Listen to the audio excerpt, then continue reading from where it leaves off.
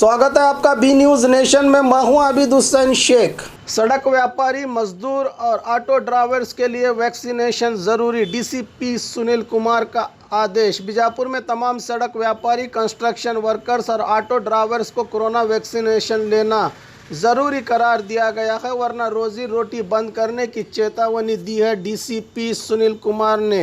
तमाम 18 से 40 साल उम्र के इस कारोबार से जुड़े लोग फ़ौरन वैक्सीनेशन करवा लें।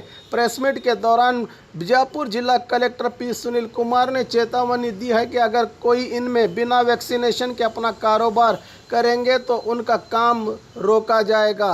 मौजूदा कोरोना के नाजुक हालात में खुद की और अपनों की हिफाजत ज़रूरी है, फिर भी लोग वैक्सीनेशन से दूर भाग रहे हैं। प्रशासन के कई प्रयासों के बाद भी लोग आगे नहीं आ रहे। हमें मजबूरन एक कदम उठाते हुए इस आदेश में ऑटो ड्राइवर्स, कंस्ट्रक्शन वर्कर्स, सड़क व्यापारियों को सख्त चेतावनी देते हुए आवाज़ दी कि वैक्सीनेशन कर लें, वरना मुसीबत में घिर जाओगे।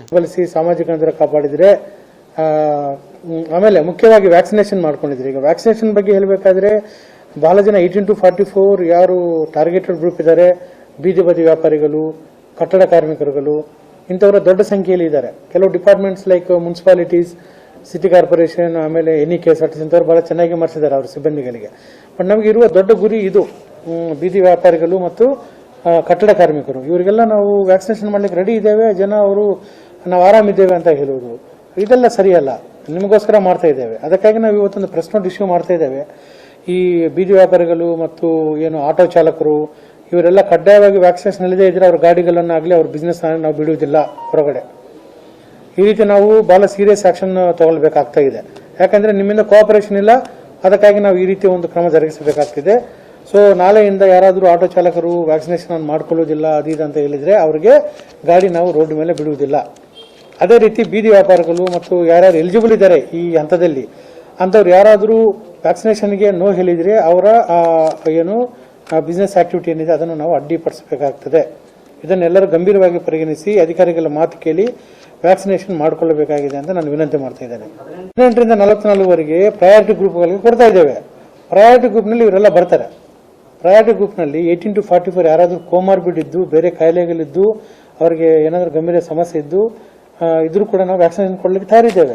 ಅದನ್ನು ನೀವೆಲ್ಲ ಓದಬೇಕು, ಇದರಲ್ಲಿ ಏನು ಯಾವ್ಯಾವ ಕ್ಯಾಟಗರಿಗೆ ಕೊಡ್ತಾ ಇದೀವಿ ಅನ್ನೋದು। ನಾವು ಕೂಡ THOಗಳಿಂದ ಈ ಹಿಂದೆ ನಾವು ಡೋರ್ ಟು ಡೋರ್ ಸರ್ವೆ ಮಾಡಿರೋ ಮಾಹಿತಿ ಇದೆ। ಆ ಮಾಹಿತಿ ಪ್ರಕಾರ 45 ಇಯರ್ಸ್ ಬಿಲೋ ಇದ್ದವರು 18 ಇಯರ್ಸ್ ಅಬೋ, ಅದರಲ್ಲೂ ಕೂಡ ಕೋಮಾರ್ಬಿಡ್ ಕಂಡೀಷನ್ ಅಂದರೆ ಏನಾದರೂ ಸಕ್ಕರೆ ಕಾಯಿಲೆ ಅವರು ಇವರಿದ್ದು ಈಗ ಅವ್ರಿಗೆ ಮಾಡಬಹುದು ಅನ್ನೋದಾದ್ರೆ, ಅಂದರೆ ಸೀರಿಯಸ್ ಇಶ್ಯೂ ಇಲ್ಲದೆ ಇದ್ರೆ ವ್ಯಾಕ್ಸಿನೇಷನ್ ಅವ್ರಿಗೂ ಮಾಡ್ತೀವಿ ನಾವು।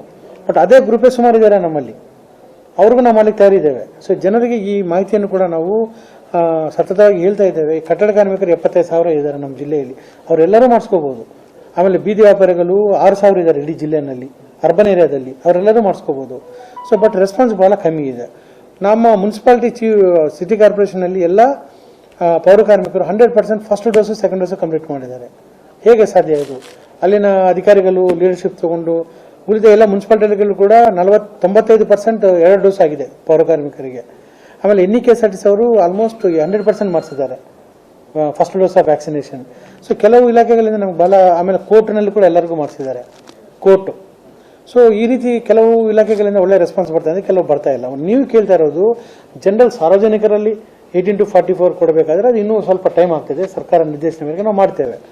ಸೊ ಈ ಸದ್ಯಕ್ಕೆ ಏನು ನಾವು ಹೇಳ್ತಾ ಇದ್ದೀವಿ, ಟಾರ್ಗೆಟ್ ಗ್ರೂಪ್ ಏನಿದೆ ಅದರಲ್ಲೂ ಕೂಡ ಮೋಸ್ಟ್ ಇಂಪಾರ್ಟೆಂಟ್ ಗ್ರೂಪ್ಸ್ ಏನಿದ್ದಾರೆ, ಕಟ್ಟಡ ಕಾರ್ಮಿಕರು, ಆಟೋ ಚಾಲಕರು, ಇಂಥವರು, ಅವರಿಂದ ನಮಗೆ ಒಳ್ಳೆ ರೆಸ್ಪಾನ್ಸ್ ಬರ್ತಾ ಇಲ್ಲ।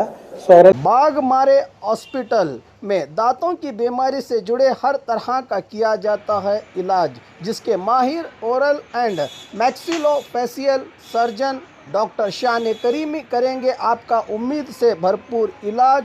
तो आज ही विजिट कीजिए बाघमारे मल्टी स्पेशलिटी हॉस्पिटल, सकाफरोजा सरकारी उर्दू स्कूल नंबर 4 के पास। और खबरों के लिए देखते रहिए बी न्यूज़ नेशन।